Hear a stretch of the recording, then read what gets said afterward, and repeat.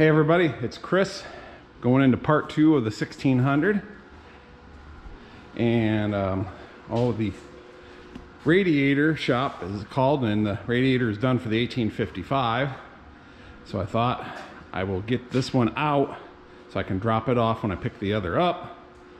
So I'm going to strip sheet metal off and get it down to that point, and then I got thinking I want to drain the hydraulic unit because I will be changing out this axle housing. As my friend Mike is fond of saying, there are people that could break a sandbox. Somehow or another that pad is broken.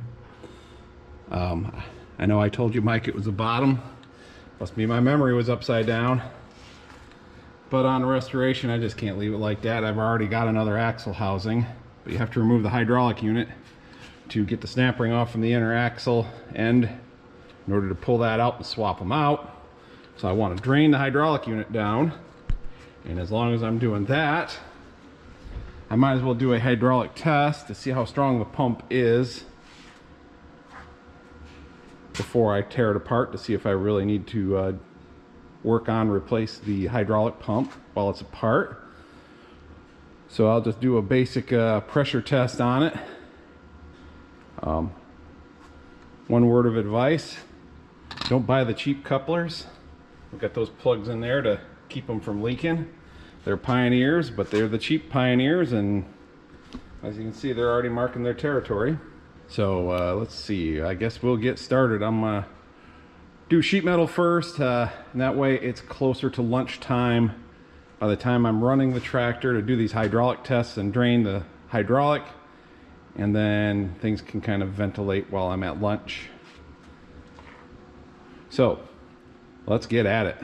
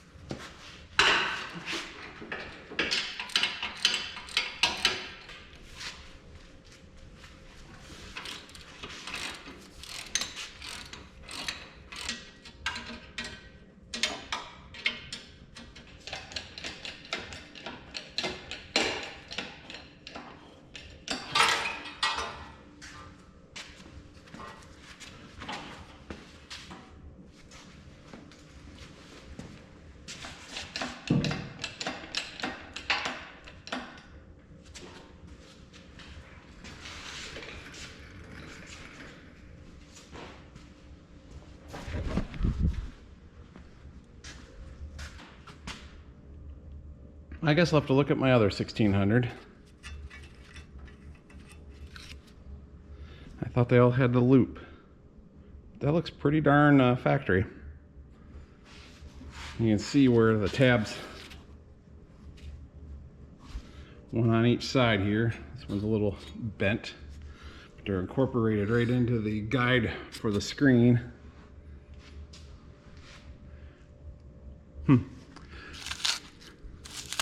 Always learning. Oh yeah, I want to put the muffler back on.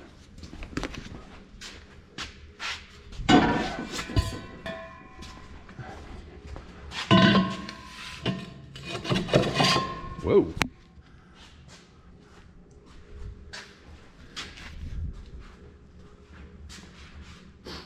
Well, I think I've torn down as much as I can before I do this hydraulic.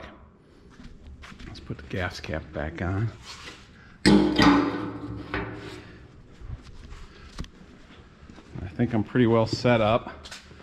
Got my hose and gauge on here. All this is just a hydraulic needle valve to shut off the flow. And as it does, the pressure will build on this. And the needle comes up, and usually you should be able to hear the relief valve blow, and the needle will start jumping when you get to relief pressure. So I am hoping that this makes relief pressure at somewhere close to an idle. That'll mean the pump's in decent shape. If not, I guess we'll have to look into it when I get it apart. I do have a flow hydraulic tester somewhere. I'll put a bungee strap on to hold the lever. I probably got it where it's gonna have to go the other direction, so you know, 6 one, half dozen the other. But basically, if it can't crack the relief valve at a somewhere around idle speed, then the pump's probably getting a little tired or slightly above idle speed. A good brand new pump will do it right at an idle. You're deadheading the flow. Something's got to happen, and so the relief opens so that excessive pressure doesn't build and blow something else up, like your pump or lines. So let's see if we can get her started up again. We know how it was last week. And I'll slide the door open once it's running.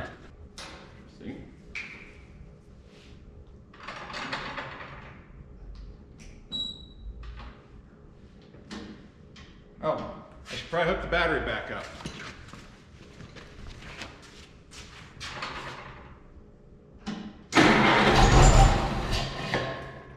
I might have to put a clamp back on that muffler.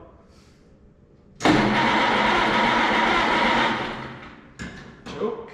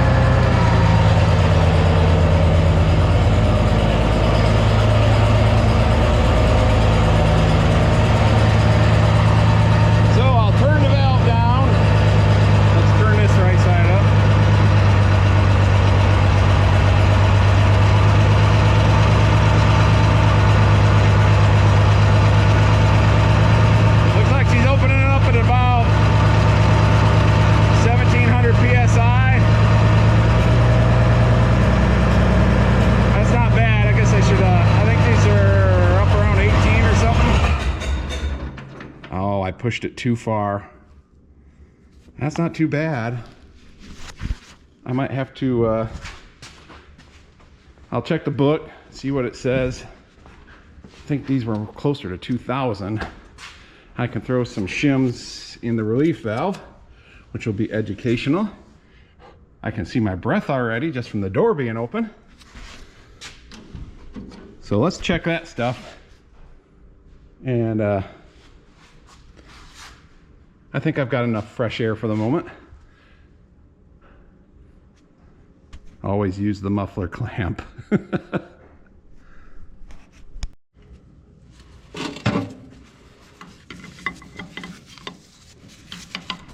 Well, I checked the 1800 book and the 1650 book, and of course my 1600 book is in a different building, and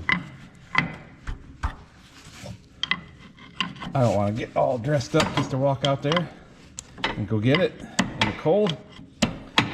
But they both say 2,000 to 2,100. The 1650 says 2,050 psi. Wow, I'm just doing good today. So we're taking out the relief valve. I'm going to add some shims. and that's what this is. About the only 4-digit you won't find it on here. Well, later 55 series with closed center hydraulics. And oh, I know I've got some shims around somewhere. But early 1800As, I'm trying to remember if the Bs did, but there's not one here. The relief valve is built into the housing, the suction and housing that bolts on the back of the hydraulic pump, and so you have to lift the whole unit off to adjust the pressure. Didn't take them too long to figure that one out, and I believe the C series I have it here, but I know the A series is in there, and I'm pretty sure the B is. If you don't have this large hex plug going in right here, there's your problem. So I will find some more shims to stick in there and get the pressure up a little higher. So here's how the relief valve works. You got this plunger, and there's shims behind it. Behind that is a spring. And if pressure gets high enough, normally the spring stays seated in there. The hydraulic oil needs to go where it goes, or goes where it needs to go. But if you create a situation where it's too high, that plunger comes unseated, and the hydraulic oil bypasses and goes right back into the reservoir to prevent damage to the system, mostly the pump. So setting it too high can cause damage. And obviously too low, and you don't get the performance that you want.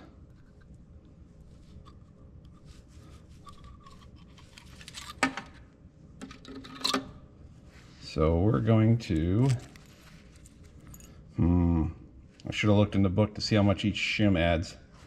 I'm going to add 1, 2, 3. Let's try 3. It feels like a 3 kind of day.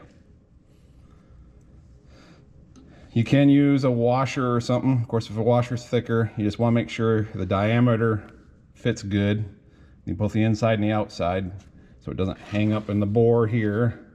That could cause problems. And hang up on the inside and slop around where it can get hung up on the bore. So we added 4 shims. That O-ring seals it. So if it's leaking around that, that's pretty easy fix. Just do a new O-ring, turn it out, put the O-ring on.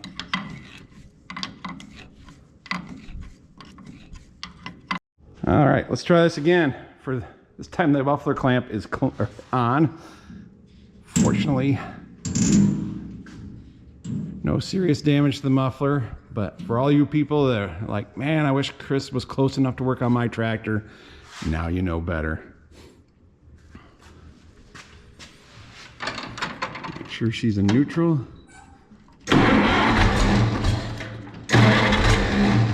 Come on. I'm gonna have to choke it.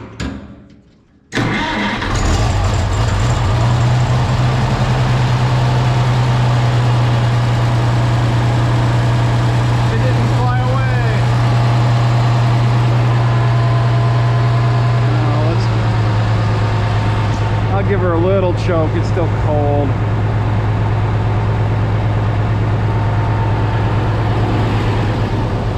We'll slide the door back open. Ah, it's so bright.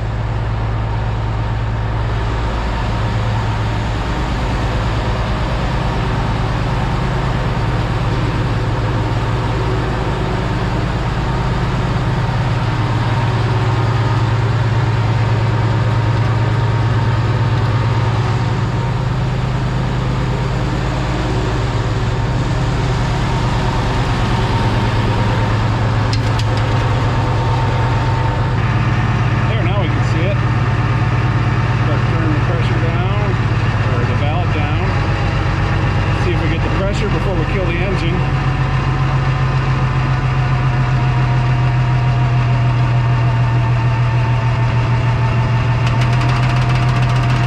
Whoa, look at that.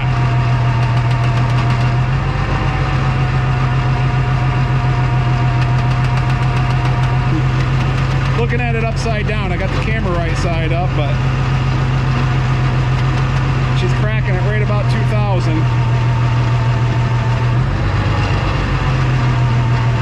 Oil's starting to warm up. Now it's not able to, I mean, granted, it's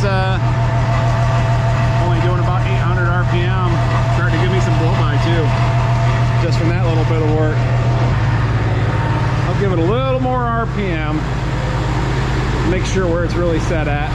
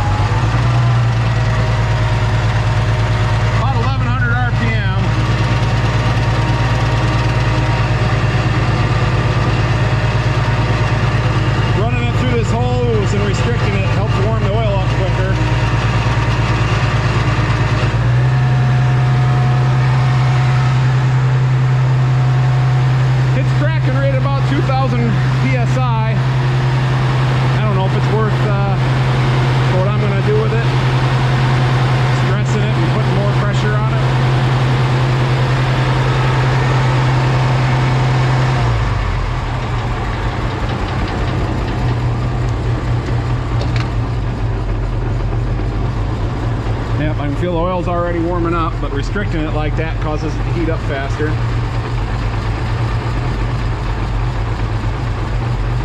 I think I'll leave it right there. 2,000 PSI is probably pretty good. Another 50 PSI probably ain't gonna make a world of difference either way. Imagine once the oil's good and warm, I mean, it's definitely warm to the touch already.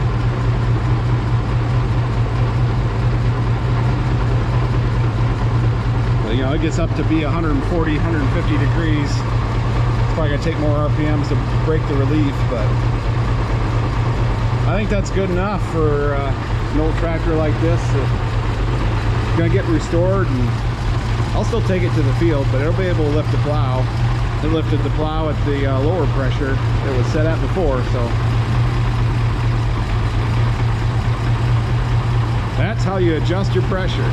Always tighten your muffler clamp. Let's shut her down and not suffocate or warm up. Man, it's cooling off fast in here with that door open. Draining the hydraulics, the book shows about opening up some plug and putting a hose up front. The best way is just to get an open-ended hose with a tip on the other end, put it in a bucket, pull the lever, and as soon as it runs out of oil, shut the engine down. That's about the best you're going to do anyways. You're essentially doing the same thing up front, using a pump to empty it out. And this way is a lot less work and faster.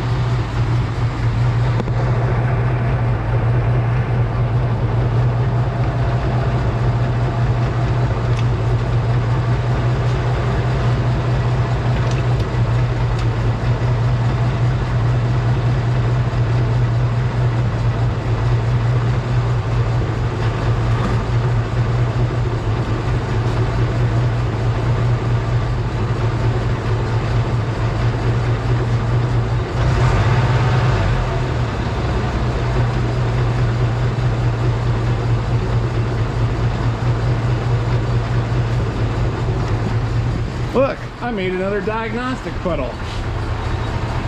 Dag Nurbit. Although the oil looks pretty clean. It's got some red tints to it. Someone probably used ATF, which ain't a problem really. Okay, what happened there? When the tractor's idling this low, the pump has got a low enough volume that all of the oil is going to the steering. And so none of it's going to the remotes or the 3-point hitch. You'll often find that with them, and so when you rev it up, then the oil starts, flow picks up, the priority valve, start sending oil to the rest of the system, and you get what I've got there, the diagnostic puddle. So I guess I need to disconnect this hose, then rev it up, then put the hose back in so I can be here to guide it into the bucket.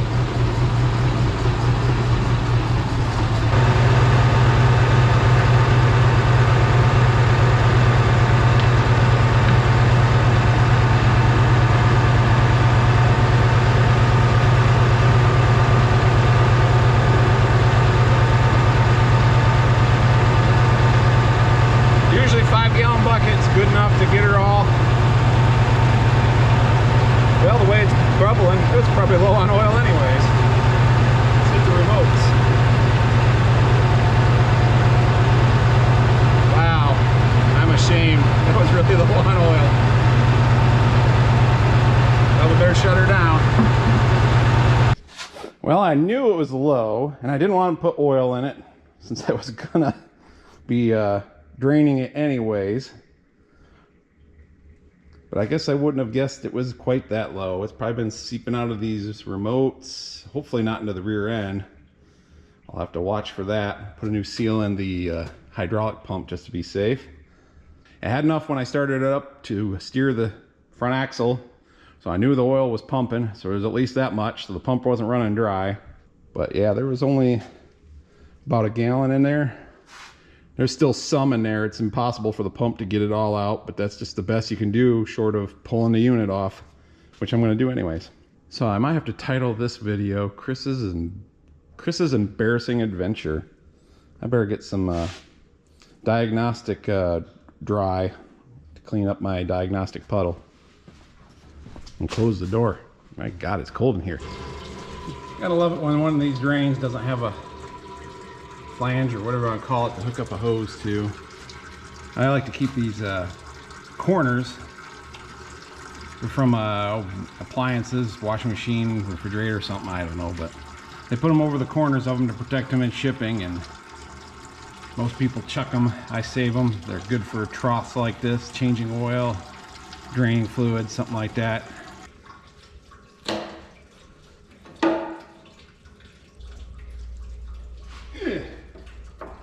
Radiator doesn't look like it's in too bad a shape. Like it might have been checked out recently, but I'm gonna have it, take it in and have them check it, pressure check it, flush it and all that good stuff. Make sure it's good to go. Ain't gonna get any easier. That one's probably gonna take the impact.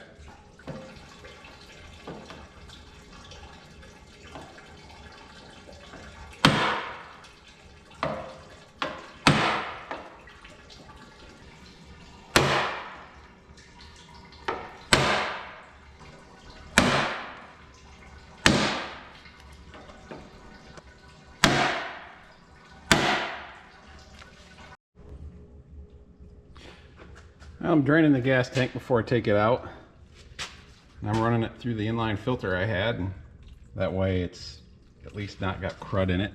I can put it in something else and use it up. And oh look, the antifreeze was quite clean in this one. Hardly any rust in it. Stayed clean the whole way through, even after being running and stirred up. It's amazing what the floor can tell you when you spill stuff on it.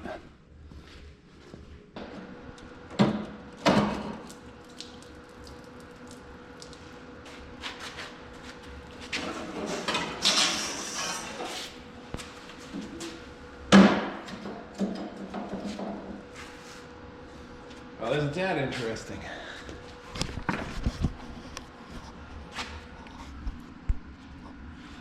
Someone improvised that. I'm not sure what their goal was. Hopefully the crank isn't damaged in there. We'll find it out eventually. I get the sides off from the radiator and it'll be ready to go to the radiator shop. There we go. Radiator out and ready to go to the shop. I can drop that one off, pick up the one for the 1855. And I am now going to switch back to working on the 1855, but not in this video. You'll just have to watch other ones. That way I can get the chain fall freed up to pull the engine on the 1600. So that's all the antics for this video. Thanks again for watching. Why would that muffler shoot off? Well, when it slid down, way down, it got to the middle cutoff, and this pipe was blocking all the holes that go out, come out around and go back up. So there was nowhere for the exhaust to go. If it had been a straight through muffler, it'd been fine, but having that being a Nelson and a nice quiet muffler and sliding down that far was a recipe for disaster. Or at least mild entertainment. Thanks for watching.